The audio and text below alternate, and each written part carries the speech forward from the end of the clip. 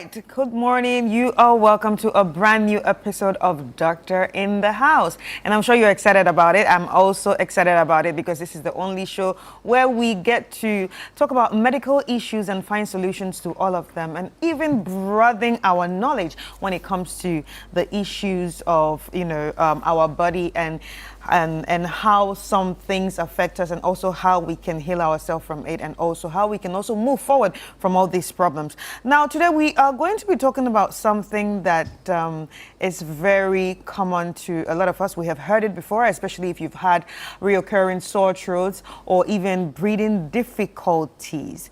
Now, today it's all about the tonsils and adenoids. Well, these small, parts of the body actually help the body in protecting us against some infections. But when they get infected themselves, that's when trouble starts. And now, I'm sure you're wondering, who's the doctor in the house that's going to be taking us through this? Well, you guessed right. It's no other person than Brigadier General Dr. Obodai, who's an ear and nose and throat specialist right here with us. Hi, Doc. Hi, Grace. How's everything? Doing great. Thank you very much. It's nice to have you always.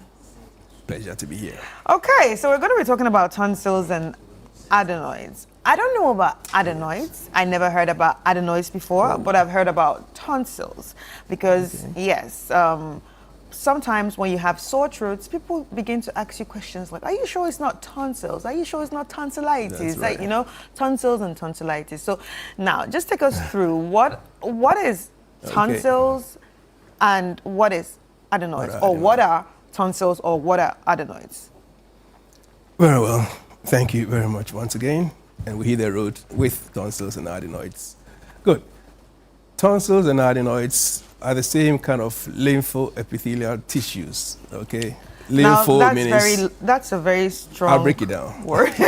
Lympho. I'll break it down. These are the defense systems, part of the defense system of the body.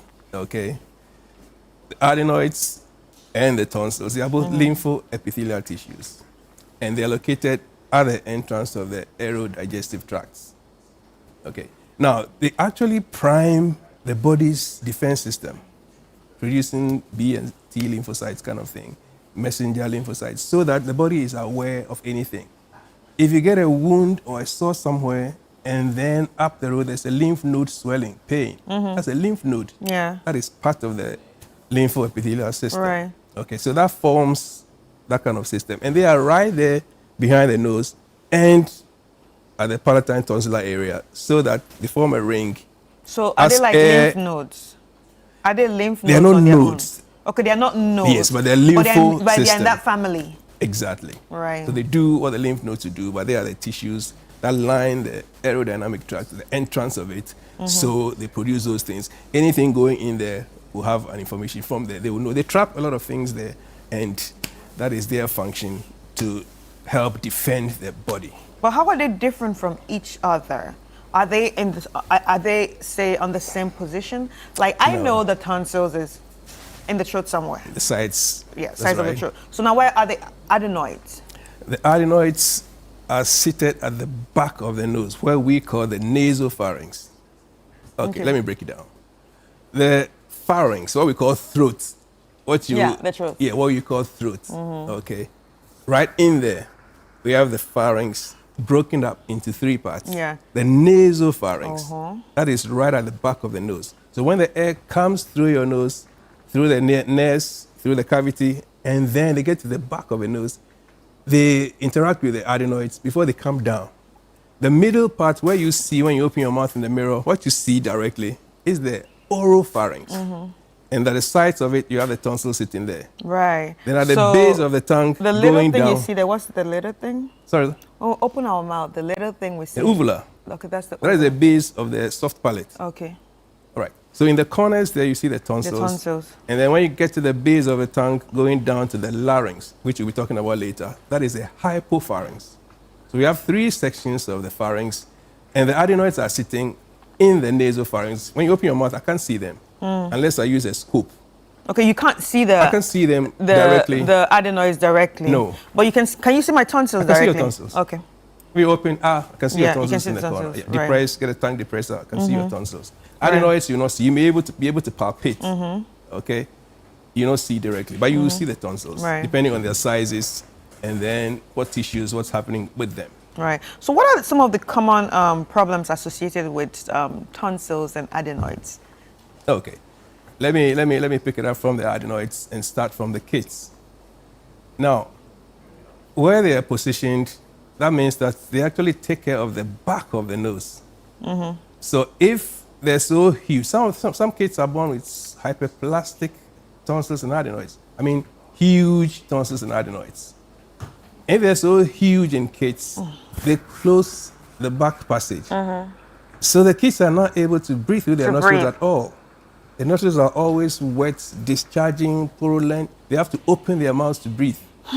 Okay, they sleep, grunting, they sleep. Yeah. Some of the parents have to actually shake the kids up so they can open their mouths to breathe, because kids don't know they can open their mouth to breathe as an accessory. All right, so parents are, you know, on edge because the kids are not breathing well. It probably will be just hyperplastic adenoids, so huge they're closing the posterior orifices totally of the nose. All right, so those ones, difficult issue, will have to come back in there. Fortunately, as the kids grow, the adenoids shrink for most of them. Most, not all. Not all.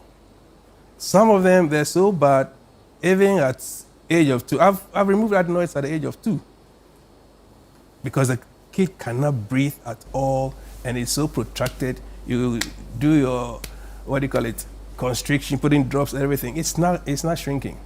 And the kid is, you know, so Suffering. much in trouble. So you go in and you can take that one out. But then, even if the tonsils are also huge, you will not take the tonsils out, because nobody will take your tonsils out before age 4. Because you still need them to work with the lymphatic system of the whole body. All right. So even if you have hyperplastic tonsils and adenoids, yeah. So if you're 1, if you're 2, nobody will take your tonsils out. You can remove your adenoids and then come back later and take the tonsils out, because you need the tonsils to do that kind of work for the whole body. right. So when the adenoids are taken out, does it pose any problem? Not at all. So if you say not at all, does it mean the adenoids are useless? No, I didn't say that. No, I'm just asking. Okay, that's why I'm giving you a time Yeah. bar. All right? They have that primary function to do. Okay? Tonsils more same than thing. adenoids. Okay. So you okay. can take the adenoids and leave the tonsils to continue that process until it's done sufficiently. But can it also shrink the tonsils? No. Like as you said, the adenoids shrink. Adenoids sometimes. will shrink, tonsils will not shrink. They get swollen, they get inflamed with an infection. Okay, so they get a little bigger. When the infection is treated, they regress back to their normal standard, but they will not shrink and actually disappear. They won't. Right. So you just mentioned hyperplastic Plastic. tonsils. So is it the same thing as tonsillitis? No. All right. So what's the difference? Hyperplastic means they're huge. They're just huge. Tonsillitis means they're infected. Okay. So tonsillitis, that's an infection. Take us through Okay. that. Yeah. Hyperplasia is just swollen and huge, but not infected. It could be so huge if you open your mouth, or there's something we call kissing tonsils. They come from the left, come from the right, and they meet in the middle. So, all right? wow. So we call them kissing tonsils. I mean, these ones are total indication for removal Wow. because they obstruct feeding. Okay, So they you can't obstruct swallow. feeding. And interestingly, a lot of the foreign bodies, typically fish bones, get trapped in the tonsils. Okay, a tonsil, come on, it traps it. Yeah. You open up, okay, that's it. And then I'm a take fish, it I'm up, sorry, yeah. a fish bone, they pick it up. So we have hyperplastic tonsils. They're huge, but they're not infected. They're just huge. Yeah, that's huge. Any They're not cause of infected. that? They don't give you any pain. That's how they came. That's how they came. Yeah. No, but if they get infected, But if they don't give you any pain, do they actually cause some discomfort? Can you swallow? only on Can you- swallowing, and sometimes breathing, depending on the position you lie in. So when you talk about swallowing, what kind of swallowing are you talking about? Is it like people that like banku? No, it's just obstructive. No, it's very important to know. Right. Like when you eat your banku and your kenke, will it, No, can it enter? it can, but with difficulty. That's where the resistance comes in. Now, take it that your tonsils are so normal Yeah. sizes. So you have the oropharynx open and free. Yeah, so you can see everything. Good. But if you have these tonsils sitting there, they are an obstruction. So if you're swallowing, you have to swallow with more, don't Energy. worry, more air to push it across. So that gives some resistance. Not pain, discomfort. Not pain, just discomfort. Yeah, because the food is going to go against the obstacles that are sitting there. Okay, so you swallow all right, some difficulty, but then it goes down. But then if they're so huge and you're the kind of patient that lies or personalized on your back, Yeah. when you lie down, they also fall back and cover the oropharynx as well to reduce the air entry further. So will that cause snoring? It may, Because it's large. and it's obstructing the air passage. So it gives you noisy breathing, snoring otherwise. Are these some of the things that parents should look out for? Maybe the way the child is breathing, the way the child is, acting during his or her sleep or normal day? Because I can quite remember I had a cousin that had runny nose every time and he grunts. Okay. But I don't think we knew this yet. Nobody probably. He was just a grunting kid, Yeah, like that kind of like a noise. small pig, Appreciated. That means that the air entry is obstructed. And adenoid does that because it's sitting right there, depending on its size. Okay, it sits right at the back of the nose. So the kid grunting, the nose is almost always wet. Yes, always Purulent running. discharge. Yeah. You can't, you suck, you do all that. The nose is always wet. The child is not breathing well. When he sleeps, there's trouble. Yeah, because he's not able to breathe well. Mothers will have to make sure the kid's mouth is open so they can breathe as an accessory, route to breathe. So clearly, Through the if mouth. any parent sees this, the first thing they're supposed to do is actually go to the hospital. Get it immediately so that once we diagnose adenoid, we'll give you some time a little bit. We're not so keen on getting surgery done. So we'll give you some time a little bit, see how fast it will reduce in size, see how fast it will shrink. If I watch you for some 6 weeks, I watch you 8 weeks, getting to 3 months, it's not shrinking. Hey, Right. let's go for it. Right. And give the kid a chance Yeah. to live, Yeah. breathe comfortably. So we'll do that. Right. So let's talk about tonsillitis. What actually causes tonsillitis? Because tonsillitis is one of the very common used words, especially when you Yeah. start having sore throats. Everybody just associates it to, oh, do you have tonsillitis? Have you taken your tonsils off? Very well. So tonsils, like I've described, they are sitting out there. Even though they are lymphatic tissues, they get infected themselves. Because the tonsil is like a foam. It has crypts, in there. If you squeeze it, some detritus and kind of organized parts and things can push out, okay, in the tonsil. All right. So when it gets infected, we call tonsillitis, acute tonsillitis, that will give you pain. You can't swallow. Yeah. You're drooling. Oh, You can't swallow. Yeah. Very follicular tonsillitis with exudates all over the place. You can't swallow. It's so difficult. Solid. You may force and get some drinks or things down there, but it's difficult to swallow solids because the tonsil is so infected, it's so huge with all the kind of, exudates pushing out of it. So that's a chronic tonsil. It will give you pain, difficulty on swallowing, adenoids and all that. Now it can become so chronic now that there's almost always exudates or pus in the tonsils. But fortunately, chronic tonsillitis will not give you pain. It's acute tonsillitis that will give you pain. Oh, okay. Now the difficulty now is nearly anybody who gets a sore throat thinks he has tonsillitis. Yes. Okay. But it may just be the back of the wall that is inflamed, which we call pharyngitis, acute or chronic pharyngitis, not tonsillitis. And people know that, okay, fine. People know that if you have tonsils repeatedly, it's important to get them removed. So they want to come to you, can I remove my tonsils? You want to find out. For what reason? You say, well, I have tonsils every time. Are you sure what you get is tonsillitis or pharyngitis? Because nobody wants to remove your tonsils for wrong reasons. All right. So if you tell me I'm on antibiotics, I've gotten it done about 8 times this year. I want to find out, were they tonsillitis you were treating with antibiotics or pharyngitis? Out of the 7 or 8, maybe there was only one tonsillitis or none at all. Yeah. I have no real reason to go and remove your tonsils if you're getting pharyngitis. Yeah. I'm not going to remove it. Nobody will remove your pharynx. Your tonsils we can remove. Yeah. All right. So it's important to distinguish between what you have. And definitively, the doctor who sees your throat can tell you whether it's tonsillitis you have or pharyngitis. Right. And then advise the treatment for that. Yeah. Remember that we are still watching, you're still watching Doctor in the House, so feel free to send in your messages via the WhatsApp number on the screen, and then we can get to read it here. If you have any questions for the doctor concerning your tonsils or your adenoids, just ask us questions and he will get to answer it here.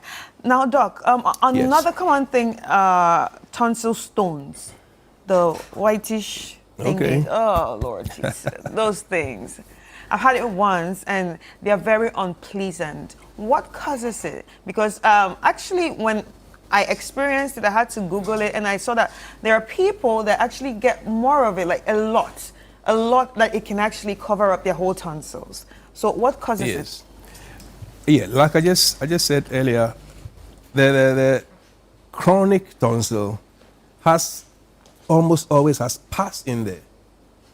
Pus meaning the discharge you get from a boil kind of thing. Right. So you have it sitting in the tonsil. There are crypts. The tonsil, like I said, is like a foam kind of thing. So it has holes inside, you know, kind of thing. So the pus stays in there for so long, it organizes, okay, and becomes solid.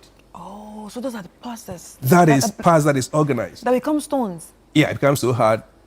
It becomes what we call them tonsillar stones. It becomes so hard. So you can, and the tonsil is actually trying to push them out. That is how come once in a while you cough and then you see the particle in your mouth. It's white. Pushed from the throat. It's whitish, yellowish. Pushed from, because the tonsil is working hard to push all those debris and unwanted things out of its system. Right. So that is how come it comes to the surface. And I'm told people just open their mouths and then take pins and things and try to poke it. True. That is very dangerous because the tonsil is a very vascular organ. I mean, heavily blood supplied. So if you take a pin and you poke it and it starts bleeding, you're in trouble. You're in trouble. Yeah. So if it comes out fine, don't poke it. Don't do some mining issues out there. If it's out there, it will come out because the tonsil is pushing it out. Yeah. If it's so difficult to do, hey, that's what we're trained to do. But is let us get them out for you. Stones a sign of something is wrong with you? No, you just have chronic tonsillitis. Nothing wrong with the whole system. The tonsil has grabbed the tissues, the pus is organized in there, and the tonsil is pushing it out. Yeah, so it's trying hard to push it out. There's nothing wrong with you at all. You don't have an acute tonsil. You have chronic tonsillitis with detritus and debris in the organ, which the tonsil is trying hard to push out. So when it pushes that comes into your mouth, if you've seen a particle or something like that, very offensive, I must say, particle comes in, I cough it out, spit it out, end of story. That's it. Yeah. All right. But it's a chronic tonsil that is giving rise to those particulate materials. At what point is does surgery actually become necessary when it comes to your tonsils? Number one is for the hyperplasia. That's the big one. Exactly. So that's an indication for that. And then chronic tonsillitis, like we just described. The issues, the times when you have, what do you call it, peritonsillar abscess. Okay, you get a swelling, usually one side. You get a swelling in about one side of it, just above the tonsils, a whole huge mass full of pus. Okay, that's a peritonsillar abscess. All right, so we can incise and drain it. Right. But that predisposes you to more problems with the tonsils. So that's another indication to get your tonsils removed. Now, if you have one tonsil bigger than the other, it tells tales. So it's important to, one tonsil is so huge, they should be symmetrical.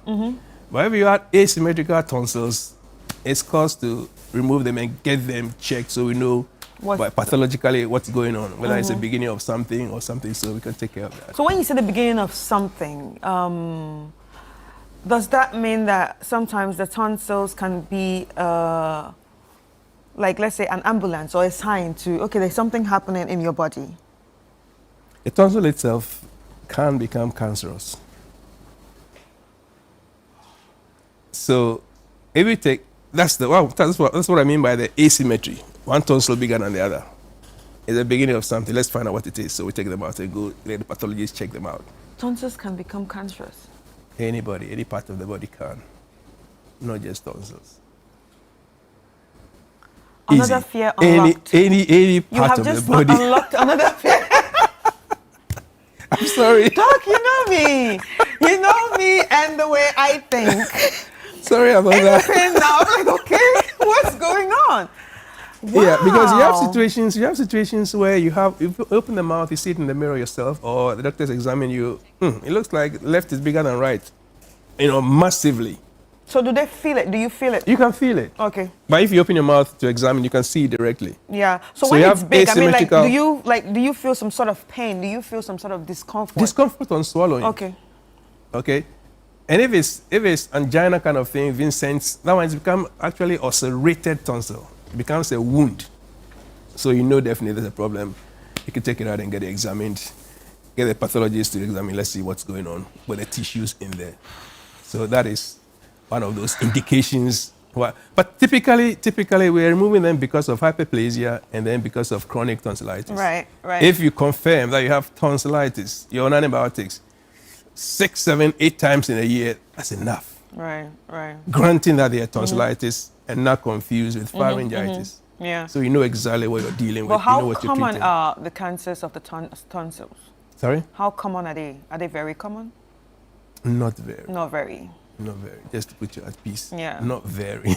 May God protect us all in Jesus' name. Amen. Not very. Anyway, So we're removing we them have some typically, like I questions said. here. Sure. Hi, good morning, Doc. I have been experiencing tonsillitis since childhood, and finally I underwent tonsillectomy. Correct. Last year. However, I experienced throat inflammation earlier this year, and I'm wondering what that cost or what caused it. Please ask the experienced doctor. Some throat inflammation earlier this year. Okay. So she's just wondering what caused it. So please ask doctor for me. Doc. Yeah. So I'm asking you. So this is Ya from Accra. Very well.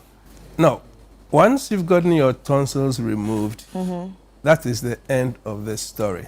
They're now growing back.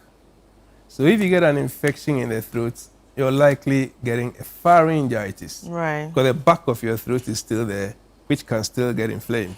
Okay. All right. But you're not getting any tonsillitis Tonsillitis anymore. The again. tonsils are gone. And how easy is it to deal with pharyngitis? Are pharyngitis the common ones? The common ones. I mean, sore pains? throat. I have sore throat. Commonly is pharyngitis. All right. I have sore throat. Sore throat. Yeah. Can't swallow. More Commonly co- is yeah. pharyngitis. Okay. All right. More than even tonsillitis. Okay. All right. So another one here says, my daughter experienced difficulty in breathing mostly in the night and at dawn. It depends on the age. It depends because by 3, 4, 5, I haven't done any adenoid after age 6 because they would have shrunk. Okay, but so if the kid is between 2, 3, like 4, it's likely the Adenoid adenoids are issues. huge Yeah. and they are creating problems, with breathing at night. All right. If during the day the kid's compensated because the kid can open his mouth Yeah. or her mouth and breathe. Yeah. But at night, But you night- close your mouth to breathe, to sleep. Oh, right. So it becomes pronounced. Yeah. And then you know that at night. So probably in the day you don't even notice it much because she's Yeah, probably because you're too opening your busy mouth. playing or you're even distracted. Yeah. You're even compensating with mouth breathing. Right. So you don't right. realize it until you close your mouth at night. All right. So, Doc, this is plenty medical Okay. terms. Wow. Please, what causes Laryngomalacia in babies? Laryngomalacia. Yeah. Well, okay. She didn't write Malaysia. She wrote Malacia. Oh, she's heard it. Yeah. You probably so got it right. what causes Laryngomalacia in babies? Thanks for the great education, doctor. Good. He's pushed us into the hypopharynx, into the larynx, which we'll be talking about next week. The voice box, Yeah. the larynx. Now, the cords are the main things in the larynx. And that is the entrance into the trachea and then into the windpipe to the lungs. All right. Now, they're formed when you come, they're cartilaginous, so you have cartilage embedded in it. So it is quite rigid. But in Laryngomalacia, the calcium is not well built in there. So instead of the cords being rigid, they're a little flabby. Okay, so that when you're breathing in, the cords get sucked in. So you get inspiratory stridor. Right. That means they're breathing because the cords are not rigid to open and allow air in. So while you're breathing in, the cords also sag because they're not strong enough. So and then it creates what they call inspiratory, right from birth. It creates inspiratory stridor. A kid is, you know, that's inspiratory stridor. And this Laryngomalacia. Right. So you just push in some calcium, get a thing called, it works within a few weeks. It's able to solidify and then get rigid enough to allow air entry without So just sagging. about calcium? Sorry, calcium. That's all. Okay. Now, good morning, doctor. I am a worried mother. Wow. I have a 5-year-old battling with a swollen, adenoid every now and then. Yeah. When he was about a year old, we went on hospital admission twice every month. The frequency has reduced, but he sleeps snoring heavily at night. With heavy movements on his ribs as he sleeps, what do I do? The doctor said it will shrink by 7, so they do not want to remove it. If it's confirmed adenoid like I'm thinking, by 5, 6, I mean, it's time to remove them.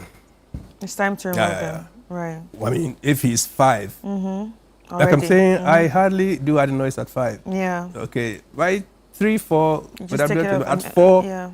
You go for the adenoids. If the tonsils are huge, hey, take both of them out. End of story. Yeah. Yeah, but to get to 5 and go into 7, that's a long time. Yeah. If it is, if there are other reasons, fine. But if it's adenoids or tonsillar hyperplasia, it's time to remove them without any complications to the kid at all. All right.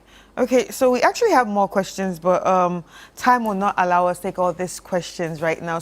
But you know that we will always go through these questions again. So next week, before we start the show, we are going to ask these questions that we haven't touched at all, and he will answer before we actually get into the next topic of the day. That's for next week. But Doc, what's the tip of the day?